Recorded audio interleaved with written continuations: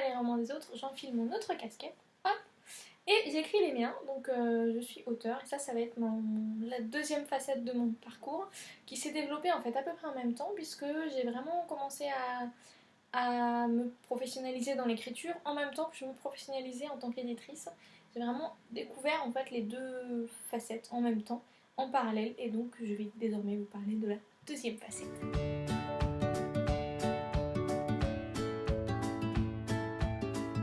Je suppose que vous avez déjà la réponse à la première question. Non, je ne suis pas écrivain à temps plein, puisque j'ai donc un autre métier pour gagner ma vie. Et est-ce que je compte le devenir? Non, non plus.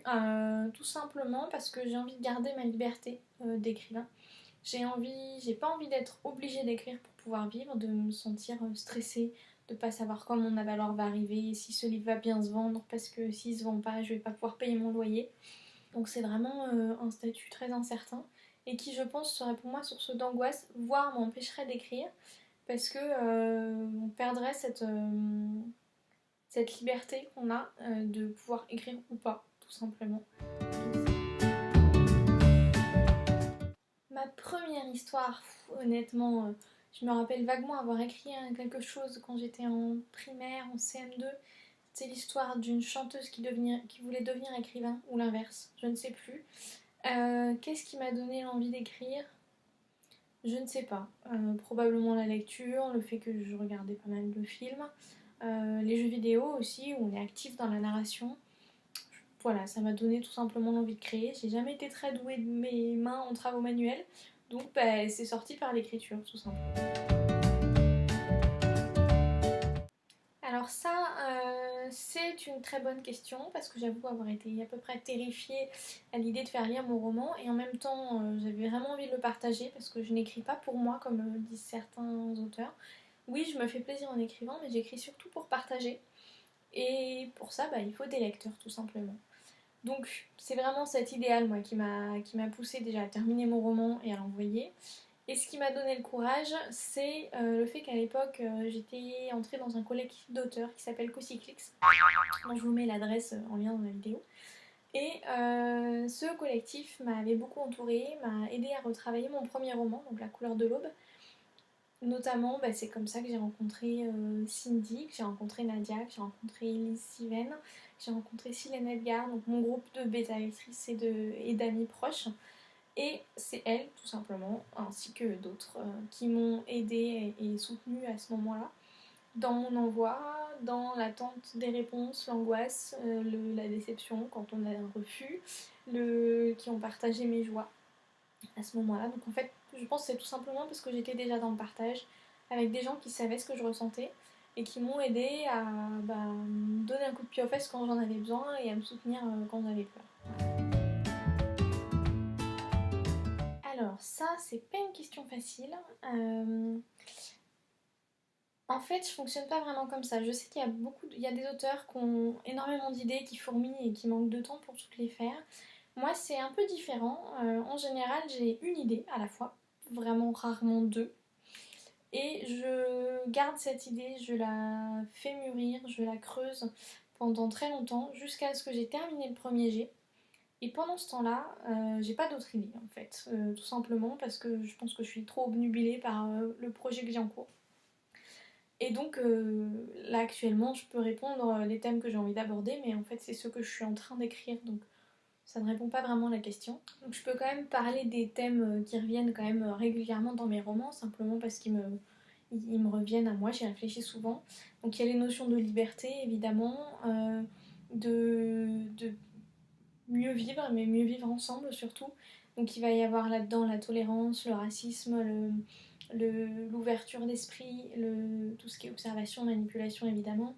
Les jeux vidéo continuent à m'inspirer, notamment la réalité virtuelle qui permet de faire plein de choses, de dépasser les limites. Voilà, en gros, c'est vraiment, souvent, c'est le et si qui m'intéresse. Et si le monde était comme ça, qu'est-ce qui se passerait?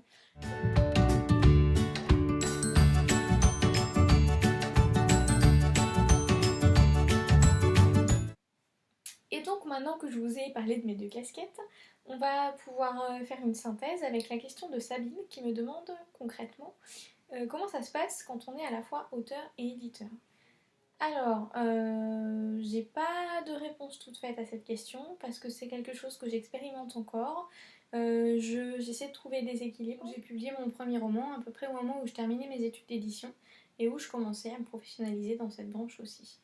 Donc depuis le début, en fait, j'alterne des phases où je peux écrire beaucoup parce que j'ai peu de travail et des phases où j'ai beaucoup trop de travail pour pouvoir écrire. De temps en temps, j'arrive à faire les deux en même temps. C'est vraiment au jour le jour. Mais au-delà du temps que ça prend, le fait de voir les deux côtés du métier, les deux casquettes, c'est vraiment intéressant, je trouve, parce qu'il y a certaines choses que je pense que je peux comprendre mieux que d'autres auteurs, notamment quand l'éditeur met du temps à répondre, qu'il est assez sec dans ses retours parce qu'il va à l'essentiel. Tout ça, ce sont des choses que je comprends parce que je connais. Je suis aussi de l'autre côté, l'éditeur débordé qui reçoit 15 projets, qui essaie de tous les lire, de faire au mieux et qui n'a pas toujours le temps de tout bien expliquer à l'auteur parce que c'est pas non plus son métier. Qui sait aussi comment les auteurs peuvent parfois réagir et donc s'en prémunir. Et en tant qu'auteur, ça m'aide aussi d'être éditrice parce que je vois aussi ce qu'il ne faut pas faire en fait. Le fait de travailler sur des romans et de le faire travailler à d'autres me permet moi de me rendre compte parfois dans mon texte, ah bah tiens ça je le fais aussi. Et donc de le corriger. Et en tant qu'éditrice, être auteur me permet aussi de mieux comprendre tout l'affect que peut mettre un auteur sur son texte, de savoir comment il va réagir quand il va recevoir un refus ou des corrections, que ça peut être difficile pour lui parce qu'il y a énormément d'angoisse pour la plupart des auteurs. Plusieurs réactions sont possibles, donc on apprend quand même au contact des autres, mais le fait de les ressentir moi-même m'aide, je pense, à mieux les comprendre et peut-être mieux les anticiper. Et alors, pour répondre à une question qui m'a été souvent posée en salon, non, je ne publie pas mes propres textes et ça n'arrivera jamais parce que j'en suis incapable. J'ai pas le recul nécessaire sur mes romans pour pouvoir faire un travail éditorial de qualité. Du coup, j'ai besoin d'un autre éditeur, d'un regard extérieur, de quelqu'un aussi qui saura comment le vendre parce qu'on sait mieux vendre les romans des autres que les siens.